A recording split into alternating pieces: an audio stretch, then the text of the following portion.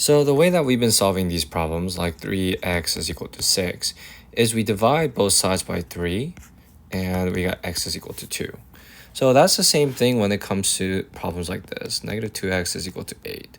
What we have to do, we divide both sides by negative 2, right? This number that is next to the x, and then we isolate the x because we get rid of the number that is next to the negative, or next to the x, and then we isolate it, x, and we got x equal to negative 4. So what you have to do for these types of problems, all you have to do is you have to get the number that's next to the x and divide it on both sides, even when it's negative. So that's going to be negative 2, because positive divided by a negative is negative.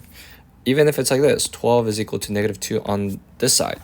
If the x is on the right side, if the negative 2x is on the right side, then you have to divide negative 2. Not 12, because remember, we're solving for x. So that cancels out. We got negative 6 is equal to x. If you have a problem like this, negative x is equal to 6. One thing that I should say is negative x is the same thing as negative 1 times x. So how do you solve for this?